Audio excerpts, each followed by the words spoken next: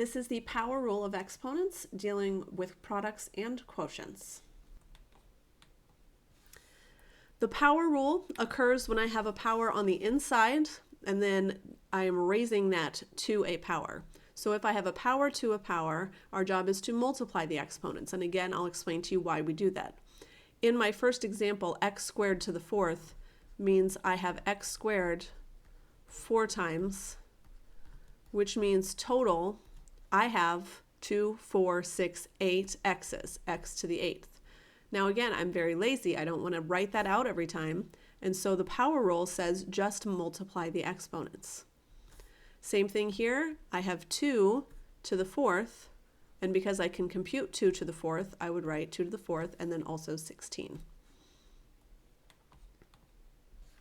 Try these two on your own, then press play to see how you did. For the first, I would get h to the 6th because 3 times 2 is 6. For the second, I would get 3 to the 4th, and 3 to the 4th I can compute to 81.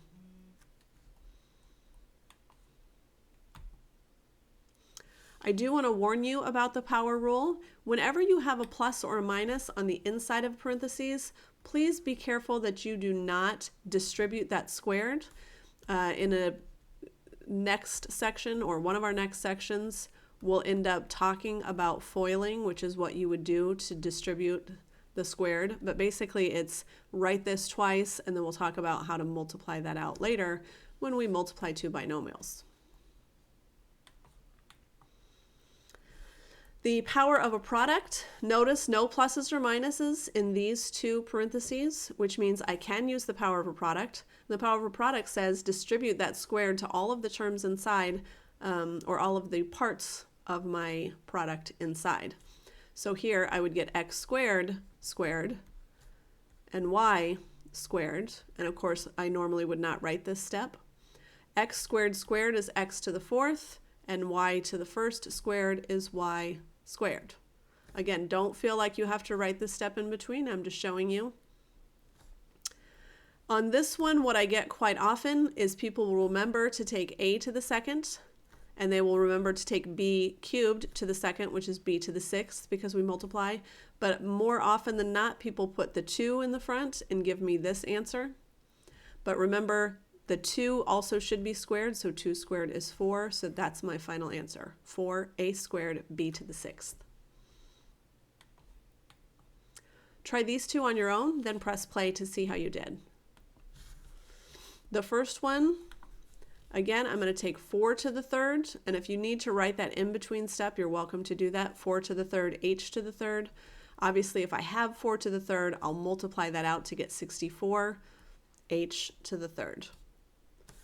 My second example, again, 2 squared is 4.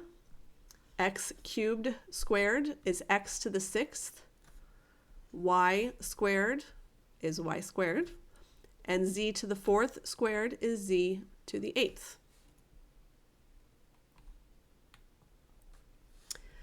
These are a little bit more difficult. I've thrown some extra negative exponents in there.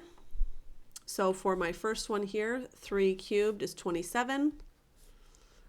X cubed, y to the 9th, and z to the 6th. So that one wasn't super difficult. It just had quite a few variables. On my second one, however, I've got this negative exponent that I have to distribute. And so if I'm distributing a negative, I can do it in a couple of different ways. What I find most students like to do is write it as 1 over, and then this entire expression to the positive 2, and then distribute the 2 to give me 16 x to the 4th, y squared, z to the 6th, all as the denominator of a fraction. That is the way most students choose to do it, so that's the way I'm going to show you. The power of a quotient obviously is very similar to the power of a product. All I'm doing is distributing the squared to all of the values inside. Remember, there is no plus or minus in here because that would definitely change things, and we'll get to that in a later section. 2 squared is 4. X squared squared is x to the 4th. And then on the bottom, I would have y to the 6th. So everything to the second power. Go ahead and try these two on your own, then press play to see how you did. 4h squared, I'm going to square the 4 to get 16. I'm going to square the h to get h squared. 5 squared is 25. K cubed squared is k to the 6th. And before I distribute this 3 on my next example, I want you to notice that 2 and 4 are part of a fraction that should be simplified. And I find it much easier to simplify the fraction first before I use that power of a quotient rule. So I'm going to reduce this to 1 over 2 x cubed. And of course, I wouldn't have had to write the 1.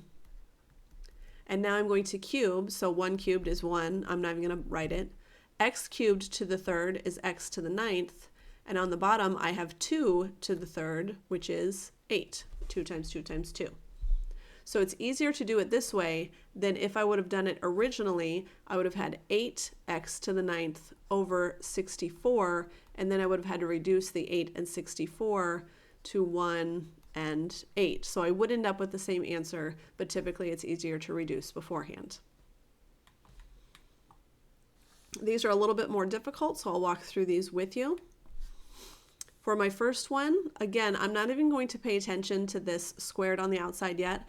I'm going to reduce what's inside the fraction first. So I'm going to reduce a's with a's, b's with b's, etc. 15 over 5 reduces to 1 and 3. 2 minus negative 3 gives me a to the positive 5th, and 3 minus 1 gives me 2. So reducing the inside, my first step would give me this value to the negative 2. Then I'm going to flip it upside down, so a 3 on the top, an a to the 5th b squared on the bottom, and now because I flipped it, it's to the positive 2. And then of course I would get 9 on top, and a to the 10th, b to the 4th on the bottom. Now, however many steps that you do in between the beginning and the end is completely up to you and how comfortable you are in mathematics. If you can go straight from here to the answer, I'm fine with that. For my second example, 25 over 15 reduces to 5 over 3. 4 minus 2 gives me a to the positive second. 2 minus 3 gives me b to the negative first, so I'm going to put b to the first on the bottom. And now I'm cubing, so 5 to the 3rd is 125, and then a to the 6th. As the denominator, I would have 27, b to the 3rd. And because I reduced before I multiplied, my answer will not have to be reduced.